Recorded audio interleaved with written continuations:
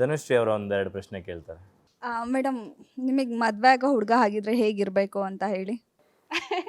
ಮದುವೆ ಆಗೋ ಹುಡುಗ ನನ್ನ ತುಂಬ ಚೆನ್ನಾಗಿ ನೋಡ್ಕೊಬೇಕು. ನನ್ನ ಅಂಡರ್ಸ್ಟ್ಯಾಂಡಿಂಗ್ ಇರ್ಬೇಕು.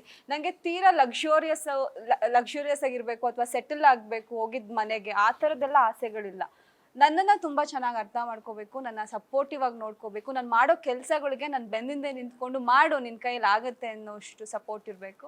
ಆ್ಯಂಡ್ ಫ್ಯಾಮಿಲಿನ ತುಂಬ ರೆಸ್ಪೆಕ್ಟ್ ಮಾಡಬೇಕು, ನನ್ನನ್ನು ತುಂಬ ರೆಸ್ಪೆಕ್ಟ್ ಮಾಡಬೇಕು. ಆ ಥರದ್ದು ಒಂದು ಇರೋವಂಥ ವ್ಯಕ್ತಿ.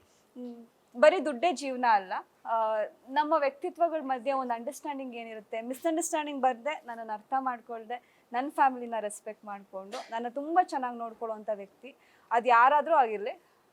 ಇವತ್ತಿನ ಕಾಲಘಟ್ಟಕ್ಕೆ ಲಿಟ್ರಲಿ ನೀವು ಹೇಳಿದ್ದು ತುಂಬ ಇದಾಗುತ್ತೆ. ಯಾಕಂದರೆ ಯಾರು ಪ್ರೀತಿಸಿ ಮದುವೆ ಆಗಿರ್ತಾರೋ ಅವ್ರದ್ದೇ ಡಿವೋರ್ಸ್ ಕೇಸಸ್ ಜಾಸ್ತಿ ಆಗ್ತಾ ಇದೆ. ಆ ಥರ ಆಗಬಾರ್ದು. ನೀವು ಹೇಳ್ದಂಗೆ mutual understanding is most important in any relationship ಅಲ್ವಾ? ಚಂದನ, ಸಾರಿ ಏನೋ ಹೇಳ್ತಾ ಇದ್ರು, sorry to interrupt, carry on. And ಕೆಲವೊಂದು ಸಿಚುಯೇಷನ್ಸ್ ಅಲ್ಲಿ ನನ್ನನ್ನು ಕಾಪಾಡ್ಕೋಬೇಕು ಕೂಡ.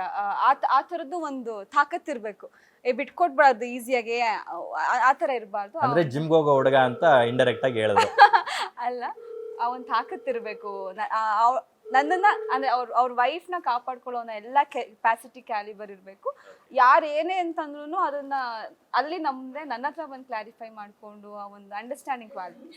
ಈಗ ನಾವು ಒಂದು ಚೆಕ್ ಲಿಸ್ಟ್ ಮಾಡ್ಕೋತಾ ಇದ್ವಿ ಪಕ್ಕದಲ್ಲಿ, ಧರ್ಮ ಅವ್ರಿಗೂ ಅದೇ ಕ್ವಾಲಿಟೀಸ್ ಇದೆ ಅಂತ ಹೇಳಿ. ಅನುಷ್ ಅವ್ರು ಹೇಳಿದ ಕ್ವಾಲಿಟೀಸ್ ಎಲ್ಲ ಅದು ಮ್ಯಾಚ್ ಆಗ್ತಿತ್ತು, ಟಿಕ್ ಮಾಡ್ಕೋಬೋದು. ಹಾಗಾದ್ರೆ ಈಗ ಆಲ್ರೆಡಿ ಅವ್ರಿಗೆ ಫೋನ್ ಮಾಡಿ ಶಾಕ್ ಆಗಿರ್ತಾರೆ ಇವಾಗ. ಏನು ನೀವೇ ಹೇಳಿದ್ರಲ್ಲ, ಅಂದ್ರೆ ನೀವು ಹೇಳಿದಷ್ಟು ಕ್ವಾಲಿಟೀಸು ಬಿಗ್ ಬಾಸ್ ಮನೆಯಲ್ಲಿ ಧರ್ಮ ಅವರು ನಿಮ್ಗೋಸ್ಕರ ಮಾಡಿದ್ದಾರೆ. ಸೊ ಅದೆಲ್ಲ ಚೆಕ್ ಲಿಸ್ಟ್ ಆಗಿದೆ. ಏನೋ ಬೈ ಗಾಡ್ಸ್ ಗ್ರೇಸ್ ಅಂತೆಲ್ಲ ಬೇರೆ ಹೇಳಿದ್ದೀರಾ. ಸೊ ನಾವು ಕ್ಯೂರಿಯಾಸಿಟಿಯಿಂದ ವಿ ವಿಶ್ ಯು ದಟ್ ನೀವಿಬ್ರು ಪೇರ್ ಆದರೆ ಚೆನ್ನಾಗಿರುತ್ತೆ ಅಂತ. Another truth or dare. ಈಗ ಟ್ರೂತ್ ಆರ್ ಡೇರ್ ಅಂತ ನಿಮ್ಗೆ ಆಪ್ಷನ್ ಇಲ್ಲ, ನಾವೇ ಹೇಳ್ತೀವಿ. ಯಾರಿಗಾದ್ರೂ ಪ್ರ್ಯಾಂಕ್ ಮಾಡಿ ಅಂದರೆ ಕಾಲ್ ಮಾಡಿ ಯಾರಿಗೆ ಪ್ರ್ಯಾಂಕ್ ಮಾಡ್ತೀರಾ? ಯಾರಿಗೂ ಇಲ್ಲ ಪಾಪ, ಅವರೆಲ್ಲ ನಾನೇ ಟ್ರೂತ್ ಹೇಳ್ತೀನಿ. I am not taking dare now. Truth. Anush ಅವ್ರ ಫ್ಯಾಮಿಲಿ ಬ್ಯಾಕ್ಗ್ರೌಂಡ್ ಏನು ಅಂತ, ಅಂದರೆ ಎಲ್ಲಿ ಹುಟ್ಟಿದ್ದು, ಎಲ್ಲಿ ಬೆಳೆದಿದ್ದು, ಇದು ಸತ್ಯ ತುಂಬ ಜನಕ್ಕೆ ಗೊತ್ತಿಲ್ಲ. ಆ್ಯಂಡ್ ನಿಜವಾಗ್ಲೂ ದರ್ಶನ್ ಸರ್ ನಿಮ್ಮ ಗಾಡ್ ಫಾದರ, ಇದು ಒಂದಷ್ಟು ಕ್ವೆಶನ್ಸ್ಗಳಿರುತ್ತೆ ಅಲ್ವಾ? ಸೊ ನೀವು ಎಲ್ಲಿ ಹುಟ್ಟಿದ್ದು, ಎಲ್ಲಿ ಓದಿದ್ದು, ನೀವೇನು ಓದಿದ್ದೀರಾ ಅನ್ನೋ ಕ್ಯೂರಿಯಾಸಿಟಿ ನನಗಂತೂ ಇದೆ. ಸೊ ಹೇಳಿ. ನನ್ನ ಫ್ಯಾಮಿಲಿ ಬ್ಯಾಕ್ಗ್ರೌಂಡ್ ಅಂದರೆ, ನಾನು ಹುಟ್ಟಿದ್ದು ತುಮಕೂರಲ್ಲಿ, 4th ಸ್ಟ್ಯಾಂಡರ್ಡ್ವರೆಗೂ ಅಲ್ಲೇ ಇದ್ದೆ. ಅದಾದಮೇಲೆ ನಾನು ಸ್ವಲ್ಪ ದಿನ ಮಮ್ಮಿ ಡ್ಯಾಡಿ ಜೊತೆ ಇರಬೇಕು ಅಂತ ಮಮ್ಮಿ ಡ್ಯಾಡಿ ಬ್ಯಾಂಗ್ಳೂರಲ್ಲಿದ್ದರು. ನಾನು ಅಜ್ಜಿ ತಾತನ ಜೊತೆ ಇದ್ದೆ. ತುಂಬ ಚೆನ್ನಾಗಿ ಸಾಕಿದ್ದಾರೆ. ಅಜ್ಜಿ ತಾತಂಗೆ ನಾನೇ ಮೊದಲನೇ ಮೊಮ್ಮಗಳು, ಇಡೀ ಫ್ಯಾಮಿಲಿಗೆ ನಾನೇ ಮೊದಲನೇ ಮೊಮ್ಮಗಳು. ತುಂಬ ಪ್ರೀತಿಯಿಂದ ಒಂದು ಪ್ಯಾಂಪರ್ಡ್ ಕಿಡ್ ಅಂತಲೇ ಹೇಳ್ಬೋದು ನಾನು. ಅಷ್ಟು ಚೆನ್ನಾಗಿ ನೋಡ್ಕೊತಾ ಇದ್ರು.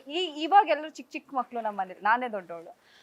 ಎಲ್ಲ ಪ್ರೀತಿನೂ ನನಗೆ ಕೊಟ್ಟಿದ್ದಾರೆ. ಅದಾದಮೇಲೆ ಮತ್ತೆ ಕಾಲೇಜ್ಗೆ ಬ್ಯಾಂಗ್ಳೂರಿಗೆ ಬಂದು ಆಚಾರ್ಯ ಇನ್ಸ್ಟಿಟ್ಯೂಟ್ಸಲ್ಲಿ ಇಂಜಿನಿಯರಿಂಗ್ ಮಾಡ್ತೀನಿ. ಅದಾದ್ಮೇಲೆ ಇಂಡಸ್ಟ್ರಿಗೆ ಕಾಲಿಟ್ಟಿದ್ದು. ಸೊ ನನ್ನ ಲೈಫ್ ಜರ್ನಿ ಹೀಗಿದೆ. ಗ್ಯಾರಂಟಿ ನ್ಯೂಸ್, ಸುದ್ದಿ ಖಚಿತ, ನ್ಯಾಯ ನಿಶ್ಚಿತ.